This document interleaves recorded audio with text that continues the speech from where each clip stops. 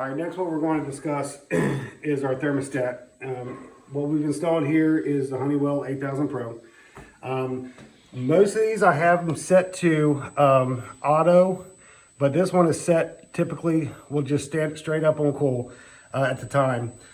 I'm going to go over a couple things for you.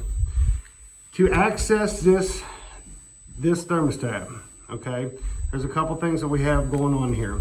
If I want to change any setting, I have to be able to first press on this top, lower it down on the hinges. You'll see a sticker there with a number on the back. This one happens to be 2003.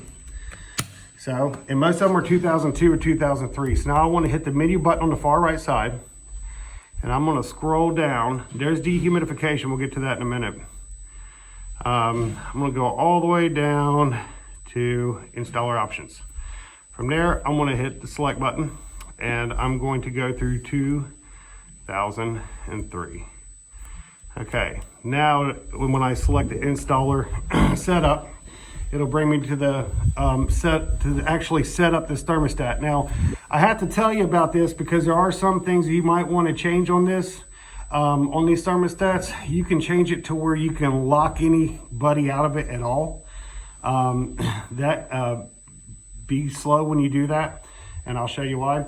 But let's go through this. So there's a lot of things you just don't want to change. Like here's where you'd have the option to set it up as programmable or non-programmable. We're going to leave it on programmable. Fahrenheit, leave that. Outdoor is set up as a heat pump. You don't want to change any of these settings right here, because if you do, you just continually hit next. If you do, then if you think you might actually hit something, go ahead and hit done, and it'll ask you, do you want to save changes? Hit no, and then try it again. In the meantime, just hit next. System changeover automatic, deadband, down comfort, cycle 3 hours, compressor off time, fan run time. Now right here, I have all these set for the fan to run in a little bit extended time. Like for instance, the fan blower is going to run 30 seconds. After the unit cuts off. That's to be able to get all of the temperature that your units work for. Try to get that into the room so we're not wasting anything. Right now it's set for a scheduled period of two periods per day. So that'd be basically like if you were here during the day and then you were going to go home at night at a certain time, you wanted to be able to shut off. You can set this to 4 periods a day. That's basically like that's more of a residential thing. If you want a cooler temperature while you're sleeping versus throughout the day and when you're away from work, etc. Pre-occupancy purge off. That just leave that off. You can set it if you want, but basically what you're going to do is that, say like I had this set up for my occupancy for 6 o'clock in the morning. Because that's what time I wanted to get there. Well, I could actually set it to come on 3 hours or 2 hours before, so that way by the time I arrive there at 6 o'clock, I'm good, if that makes sense. Just set it to the hour before. It'll make things a little bit more simpler. Type of override, standard. Let's see. Again, I don't mess with these. I did set the cool point, set points. You can force these to be able to actually cool down lower, but I don't let usually people try to keep it any cooler than 65 degrees. I think out of the box it comes out like 50 or 55, and it's like no way. Some people might like it, whoever paying the power bill won't. Okay, and again, it usually comes out of the box, it's at 90 degrees.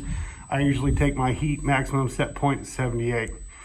And then keypad lockout. Okay, so here's the keypad lockout, and this is what I was telling you, it could be kind of dangerous. So right now it's unlocked. If I were to go to partially locked, let's say I want to go to fully locked, and I hit next, and I thought everything was good. And I'm going through here, and these are just talking about different sensors and stuff that might be connected to the unit. And again, I have it set on a 90-day run time before it's going to give you a notification to change your filter. But let's say I hit done, and I want to exit setup. Now I just told that thing to lock out the screen, okay? If I were to go home, everything looks normal until I try to change it. There's nothing that I can press here that's going to let me do anything. Okay, so I have to go down here to, let's see, what was it? Security settings? I think so. I'm going to select that. Okay, let's see.